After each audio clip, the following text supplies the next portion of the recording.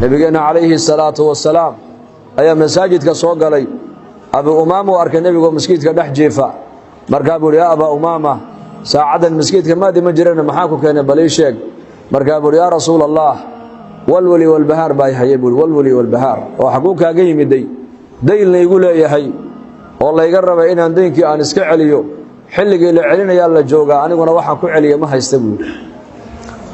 markaa buu nabigu ku yiri sallallahu alayhi wasallam duca ayaan ku barayaa duco hada ducada galinka hore aad akhrisatid hal mar galinka dambana hal mar aad akhrisatid hamigana ilaahay azza wa jalla waa ka qaadaya oo ilaahay hamiga uu ka qaadaya daynkana ilaahay waa ka bixinaya buu nabigu ku yiri ku salliya rasuulkeen nabigu ma oran Abdurrahman bin Auf tago deynka ka bixiyo Uthman bin Affan u tago deynka ka bixiyo Abu Bakar ba halkan joogo deynka ka bixin ma oran nabigu sallallahu alayhi wasallam waxa uu nabigu baray duco ayuu baray da ducada galinka hore aad tiraadid mar galinka dambana aad mar tiraadid hamiga ku hayana waa laga faydaya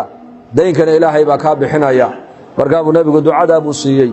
Allahumma inni a'udhu bika min al-hammi wal-hazan wa a'udhu bika min al-'ajzi wal-kasal وأعوذ بك من الجبن والبخل وأعوذ بك من غلبة الدين وقهر الرجال أبي أمامة رضي الله عنه دعادي بقاتي مركب وحول دعادي بان بلابون أخرستي همجي هي إلهي وإيقب فيدي دينكين إلهي وإيقب بحيبي أمد النبي عليه الصلاة والسلام مال بوكو حرا مال بو جيديني مال بو كجيديني مخلوق كجيديني إلهي بو جيديني حقيسة مخلوق لأن شغاد النبي قال الله صار عالم قال الله كان وحي هيد دات كان إن المخلوقات كأي كل جسين إنه كجويو وإلهي كحر على النبي قال الله صار إلهي إنه كحر خطبة منبر كيسو النبي قلت أجمع من صاغ إن الرد بادية يا رسول الله مركب النبي خطبة دي جوجي أودا جيست roob la'aan baa jirta xoolihii way dhamaadeen ya rasuul nabi mubaaraka oo ilaahay barakeeye baa taa gacmaha kor u qaado noo ducee markaa nabigu gacmaha kor u qaaday yiri ya allah allahumma aghithna ninkii halkii taagan baa ilaahay roobkii sii daayay jumca toddoba maalmood iyo 8 habeen roobku kala gu'i waayay isla ninkii baa jimcadii dambe nabiga mambarka taagan halkiis soo taagay wuxuu yaa rasuul xoolahi way dhamaadeen haddana oo maxaa dhameeyay roobkii baa dhameeyay biyihii dadkii markaa buu nabigu allahumma hawalaina wala alayna ilaahu hareeraha yaga ee ilaahu anaka naga kor qaad buu rasuulku yiri markiiba roobku waa istaagay umada wuxuu nabigu baray dhibaato kasto la soo darista ka dhibaatada xallin kara waa kuma الله رب العالمين ويانا ولا تاجر ولا وزير ولا دولة ولا هيئة مي قاضي الحاجات وإلهي كاشف الكربات وإلهي كربضة إن حيثتك قاضي كر وإلهي حاجاتك مرادك عن لانها كنوق منك وإلهي عمر بن الخطاب رضي الله عنه زمن كيسي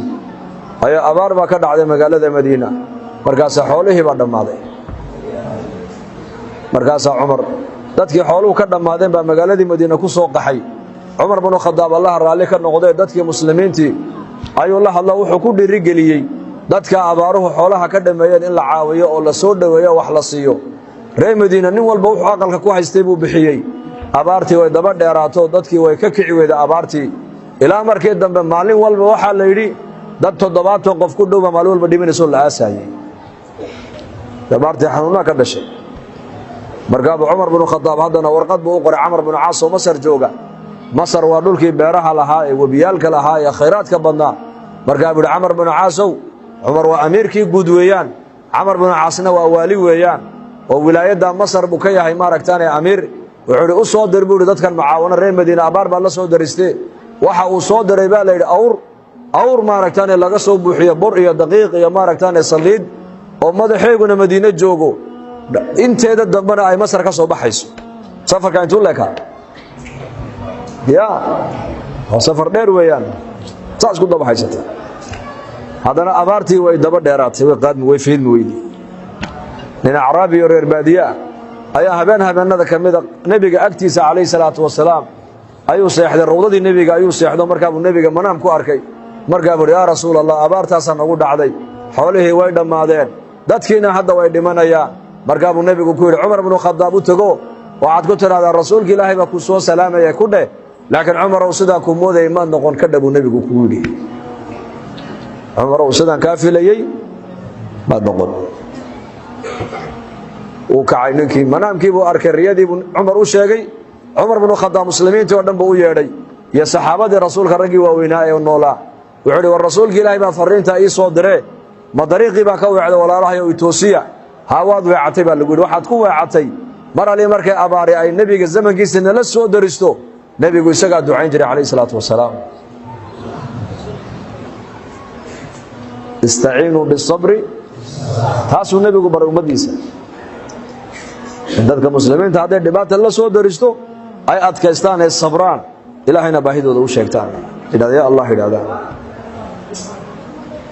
deedna cumar bnu khadaab isla markiiba wuxuu ihi sooma, waa la soomay. maalintii dambe waxaa loo baxay roobdoon, baa loo baxay roobdoon. halkii gegadii bankii lagu tukanayay salaada maaragtaan salaatul istisqaa, halkii iyakoo taagan ayaa ilaahay roobkii sii daayey, ilaa daruurta dhexdeeda fadka laga dhex maqloo la yidhaahdo ataaka alqawthu ya abaa xafs. yaa cumar, xafsa waa inantiisii almu'miniin radia allaahu canha, almu'miniin xafsa aabbaheedow, gargaarkii aad dalbatay iyo gurmadkii ilaahay waa kuu siiyey, bashaaraysa baa lagu yidhi. abaaraha, xidhiidhiga, faqriga, colaadda, cabsida, khilaafka, cuquubo weeyaan. waxaasi maanta ummadda la soo daristo ku dhacday weeyaan. cuquubadaasi ma faydmayso ilaa ilaahay oo loo noqdo mooyaane. laa taqacu almusiibatu ilaa bidanbin walaa turfacu ilaa bitawba bay culimmadu yidhahdaan. balaaya ummad lama soo daristo ilaa balaayadaa la soo daristay ummadda dembi la galay bay balaayadaasi ay ku timiday. ummadna ilaahay balaayoy masiibo haysata kama qaado, kama rafaco ilaa toobad mooyaane. marka ummaddu ay toobad keento ayaa ilaahay tabaaraka wa tacaala ka qaadaa balaayada. fa ilaahay hanu soo noqon, ilaahay hanu soo noqon. in taabuu ilaya fa ana xabiibuhum uxibu altawaabiina wa uxibu almutatahiriin baa ilaahay yidhi. in taabuu ilaya, addoommahaygu hadday aniga ii soo noqdaan oo dunuubta iyo macaasida ay ka soo noqdaan baa ilaahay yidhi, fa ana xabiibuhum, kii jeclaa baan ahay baa ilahay yidhi ka toobadkeena. uxibu altawaabiin, kuwa toobadkeena baa ilaahay yidhi, tawaabiinta soo noqonayna waan jecelahay. wa uxibu almutatahiriin, kuwa tahiraya jidhkooga ee qalbigoogana tahiraya ee dunuubta naftooda ka tahirayana waan jecelahay baa ilaahay yidhi. wain lam yatuubuu ilaya, hadday addoommahaygu aniga ii soo noqoni waayaana ii toobad keeni waayaana, fa ana tabiibuhum, anigu waan dawaysan baa ilaahay yidhi. waan dawayn, oo muxuu ilaahay nagu dawaynayaa? ubtaliihim bilmasaa'ibi liudahirahum min aldunuubi waalmacaa'ibi, dunuubta ay galeen waxaan kaga maydhayaa baa ilaahay yidhi, balaayooyin iyo masiibo ayaan u keenayoo ku ridayaa baa ilaahay yidhi, si dunuubta iyo macaasida ay ku dhaceen aan uga maydha baa ilahay yidhi addoommahayga.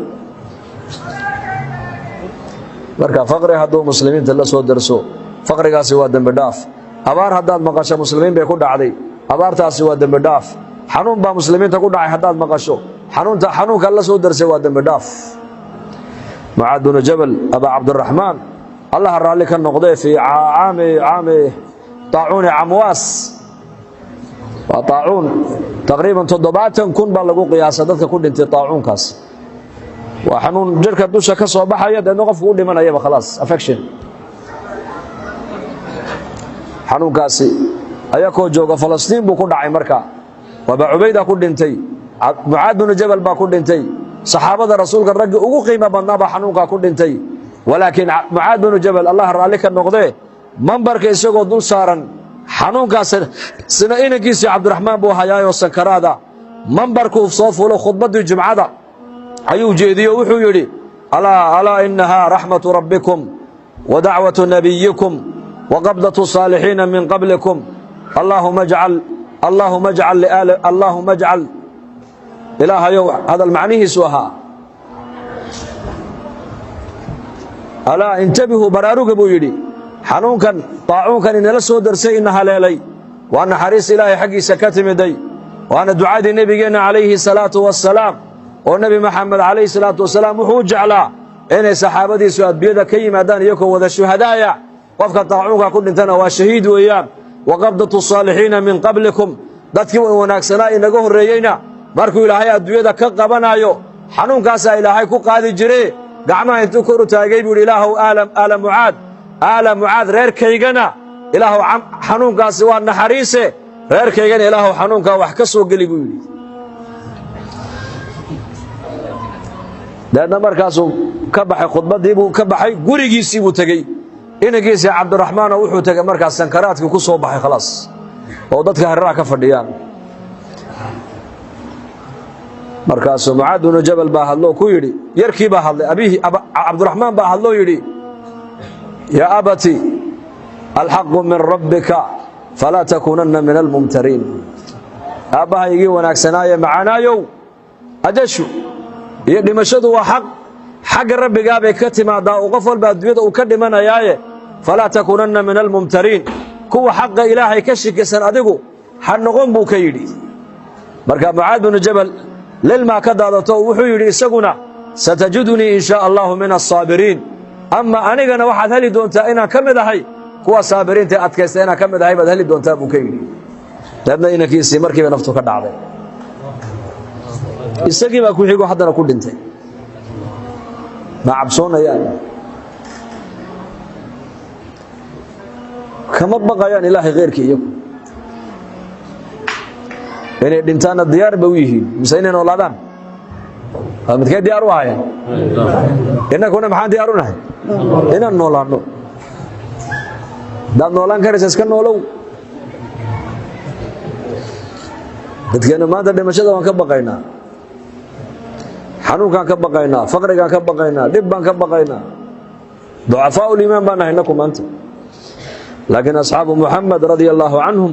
shay keliyun bay ka baqayeen iyaku dunuubtooday ka baqayeen bas maxay ka baqayeen dunuubtoon bay ka baqayeen limaada lanna dembiga waxaa ku dhex jirta ilaahay cadhadiisii ninbaa xoola soo xaday geel buu soo xaday geelii way ku baxeen markaa buu nebiga u yimid sal alla alay slam wuxuu yidhi yaa rasuul allah meel heblaayaan geel ka soo dhacay buu yidhi beri hore waana igu tegeen haddana waxaan diyaar u ahay buu yidhi in xadka lay mariyo layga jara buu yidhi tuug maxaa lagu samaynayaa markaa wasaariqu wasaariqatu faqdacuu aydiyahumaa jazaa'an bimaa kasabaa nakaalan min allah ilaa aakhir alaaya gacanta in la gooyuu diyaar u yahay laakiin aakhirada in cadaab in aakhiro lagu cadaabo buu ka baxsanayaa ta dambaa iyo ka la weyno tan hore lama weyno markaa buu nebigu yidhi halkaa ii fadhiiso deedna rag buu nebigu diruu yidhi reeraha dhulkaa degan rag uga yeedha waa loo yeedhay markaabay nebiga u yimaadeen hal fiikum sariqa buu nebigu yidhi tuuga ma nigu dhacdo xoolama lanaga xaday beri ha intaasoo neef baa muddo xilligaa laga joogo lanaga xaday markaa buu nebigu yidhi waa ka haddaba ninkii naga xaday cidna ma soo qabanin alla ka cabsi qalbigiisa ku jira ayaa keenay xadka alla marina daawada buu nebigu yidhi qisaas qaadoo gacanta ka gooyi buu rasuulku yidhi markii la qaaday ee halkii qisaaska loo waday ayaa nebiga ilma ka daadatay calayhi salaatu wassalaam marka cali binu abi aalib baa nebiga ag fadhiyo ku yidhi yaa rasuulallah maxaad la ooyeysaa noo sheeg wuxuu yidhi yaa cali maxaan u ooyeyn nin asxaabtaydii ka mida ummaddaydii ka mid ah ayaa hortiina gacmaha lagu jarayaaye markaa buu nebigu yidhi dee nebi allow adaa ka gooyi yidhi ma ka dhaafnaa weli lagama goyne markaasuu yidhi may waa xukun waa qisaas waa xadkaas waa amar ilaahay weeyaan xadka ilaahay in la fuliyana anugu waan u taaganahay buu nebigu yidhi laakiin inta aanad maaragtaane aniga laysoo gaadhsiinin iska soo cafiye buu nebigu yidhi ninkiisu soo cafiyo isa saamaxa gacantaa laga gooyey markaas gacantii laga gooyey buu yidhi alxamdu lilah gacantii oo go-an buu cirka u taagay isagoo ilaahay ku xamdinaya markaasuu yidhi intaas ayaan rabtay jidhkoo dhan naar inay ku tuurtay iyadana abaalkaygii mariyey buu yidhi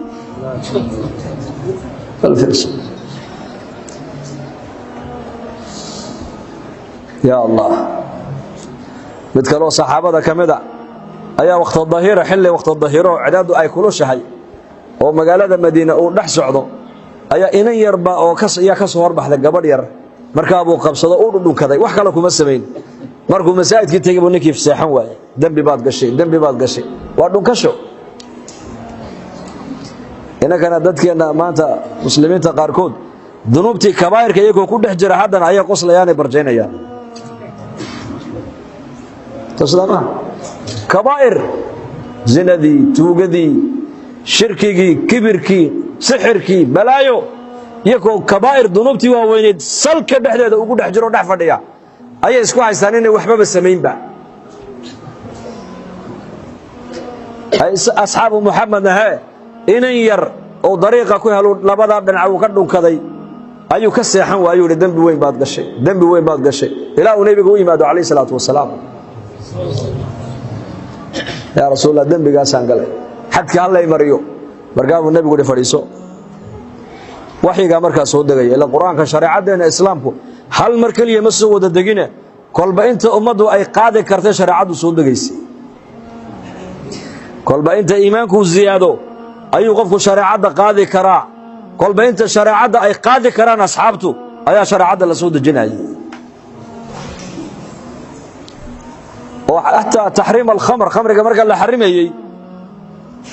mar keliya lama xarimin jaranjaro ayuu soo maray taxriimku jaranjaro waxaa loo sheegay oo la yidhi manfacana uu leeyahay oo qur-aanka wa min thamaraati الnakhiili wاlacnaami tattakhiduuna minhu sakaran waxay ka sameeyaan sakhradda khamriga ka sameeyaan baa qur-aanka loogu sheegay markaasaa haddana la yidhi xukunkii labaad ee ku xigay wuxuu ahaa baa la yidhi laa taqrabu الsalaaةa waantum sukaara xataa taclamuu maa taquuluun war bal salaadda uun ha imanina ninkoo sakhraansan ilaa aad ka ogaanaysaan waxaad leedihiin ma saxba mise waa qalad haddana waxaa ku xigay ilaa la yidhaha fahal antum muntahuun ma ka reebtoomaysaan khamriga waa la xarimay be sidaa darteed ba shareecaddu kolba inta iyaku qaadi karaan ayaa shareecadda ilaahay soo dejinayey markaa buu nebigu ninkii ku yidhi ii fadhiiso deedna markaasaa aayaddan qur-aanka nebiga ku soo degtay waaqimi الsalaaةa طarafay الnahaari wazulafa min alleyl ina alxasanaati yudhibna الsayi'aat dalika dikraa lildaakiriin ilaahay baa le salaadda shanta waqti ooga gafafka yaryaree iniga dhacay salaaddaa aad la timaadeen eed gadaasheeda tukateen ayaa gafafkii yaryaraa ilaahay ku kaxaynaya uu ilaahay ku tirtirayaa daalika dikraa lildaakiriin markaasuu ninkii saxaabigii u farxay markii la caddeeye lagu yidhi gafkaa yaree kaa dhacay salaadda iyo weysada qaadataa ilaahay kaaga maydhayaaba markaabuu iyuu nebiga u yimid oo yidhi ali haadaa yaa rasuula allah aayaddan maalin keligoon bay ii soo degtay may bal lijamiici ummatii kullihim baa nebigu yidhi adiga kuuguma soo degin keligaaye ummaddaydoo dhan bay aayad u soo degtay buu nebigu yidhi calayhi salaatu wasalaam aayaddaas waxay u soo degtay ummaddaydoo dhan marka dunuubtooday ka baqayeen iyaku dunuub